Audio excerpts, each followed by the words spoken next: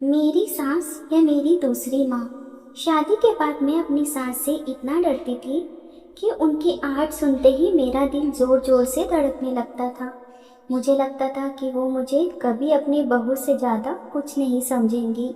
लेकिन एक दिन मैंने उन्हें अपनी नवजात बेटी की गंदी नैपी बदलते हुए देखा और उसी पल मेरी आंखों से आंसू निकल पड़े, क्योंकि उस दिन पहली बार मुझे एहसास हुआ कि मैं जिस औरत को सालों से गलत समझ रही थी वो मेरी दुश्मन नहीं, मेरी दूसरी माँ थी। मेरा नाम नेहा है। जब मेरी शादी तय हुई थी तब से ही मेरी और अमित की फ़ोन पर बातें शुरू हो गई थी।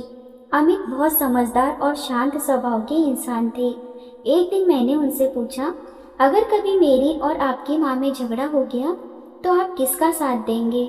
अमित कुछ देर चुप रहे, फिर बोले, सच कहूँ तो मुझे नहीं पता। उनका जवाब सुनकर मैं थोड़ा नाराज हुई थी।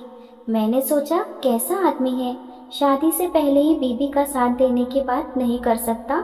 लेकिन उनकी बाकी सारी बातें मुझे इतनी अच्छी लगती थी कि धीरे धीरे मुझे उनसे प्यार हो गया।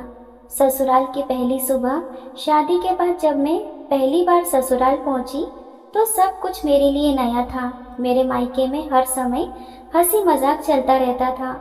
हम भाई बहन एक दूसरे की थाली से खाना चुरा लेते थे। माँ डांटती भी थी तो प्यार झलकता भी था। लेकिन यहाँ सब कुछ बहुत अलग था। सब अपने अपने कमरों में खाना खाते थे। घर में अनुशासन था और सबसे ज़्यादा डर लगता था मेरी सास से। उनकी आंखों में एक अलग ही रौब था। मुझे लगता था कि वो मेरी हर गलती पकड़ने के लिए तैयार बैठी है।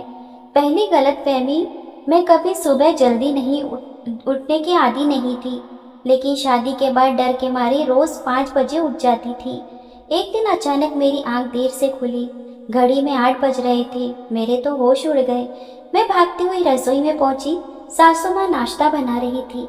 मैंने सोचा आज तो मेरी खैर नहीं, लेकिन उन्होंने सिर्फ इतना पूछा, तेरे लिए भी पराठा सेक दूं या नहा कर खाएगी? मैंने उसे ताना समझ लिया।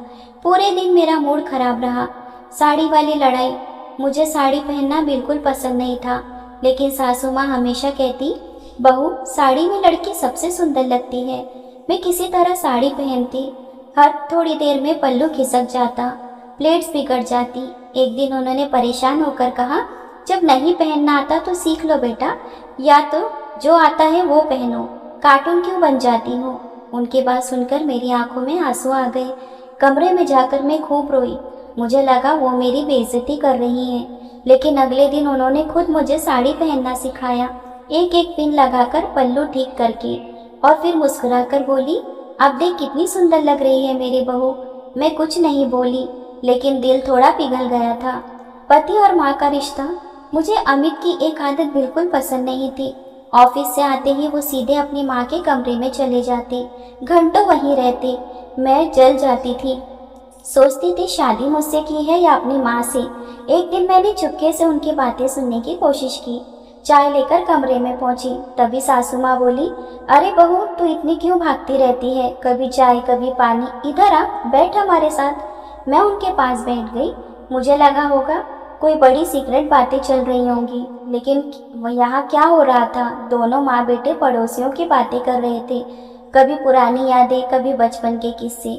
मैं मन ही मन हंस पड़ी। इतनी जासूसी मैंने इन बेकार बातों के लिए की। समय बीतता गया। फिर एक दिन मुझे पता चला कि मैं माँ बनने वाली हूँ। घर में खुशी छा गई, लेकिन मेरे मन में एक डर था। एक रात हिम्मत करके मैंने पूछा, माँ बच्चे का नाम क्या रखेंगे? सासू माँ खुशी से बोली, अगर बेटा हुआ तो कान्हा। मेरे चेहरे की मुस्कान गायब हो गई। मैं पूछना चाहती थी अगर बेटी हुई तो, लेकिन डर के मारे पूछ नहीं पाई। मुझे लगा शायद उन्हें सिर्फ पोता चाहिए। जिस दिन मेरी सोच बदल जा गई, 9 महीने बाद मेरी गोद में एक प्यारी सी बेटी थी। मैं डर रही थी कि अब पता नहीं सबका व्यवहार कैसा होगा, लेकिन जो मैंने देखा उसने मेरी दुनिया बदल दी। मेरी बेटी के जन्म के बाद सासू माँ रोज उसके पास बैठती, घंटों उसे गोद में खिलाती, उसकी मालिश करती। रात में उसके रोने पर सबसे पहले वही उठती। एक दिन मैं कमरे में गई। मेरी बेटी ने नैपी गंदी कर दी थी और मेरी सास अपनी साड़ी का पल्लू कमर में खोसे मुस्कुराते हुए उसकी सफाई कर रही थी। मैं दरवाजे पर खड़ी रह गई। उनकी आंखों में आंसू थे। मैंने धीरे से पूछा, माँ रो क्यों रही हो? उन्होंने मेरी बेटी को सीने से लगाते हुए कहा, खुशी के आंसू है पगली, घर में लक्ष्मी आई है। उस दिन पहली बार मैंने उन्हें सास नहीं माँ देखा। वो सवाल जिसने मुझे बदल दिया।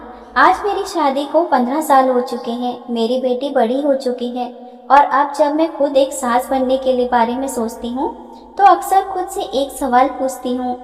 मैं हमेशा अपनी सास में माँ को ढूंढती रही, लेकिन क्या मैं कभी उनकी बेटी बन पाई? शायद नहीं, क्योंकि उन्होंने मुझे अपनाने में देर नहीं की थी। देर तो मैंने की थी उन्हें समझने में, उनके प्यार को पहचानने में, उनकी डांट के पीछे छुपी चिंता को महसूस करने में। रिश्ते खून से नहीं नजरिए से बनते हैं। कभी कभी सास माँ जैसी नहीं होती, लेकिन कभी कभी हम भी बेटी जैसे नहीं बन पाते। और जब दोनों एक दूसरे को समझने की कोशिश करते हैं तब एक घर सिर्फ घर नहीं रहता, परिवार बन जाता है।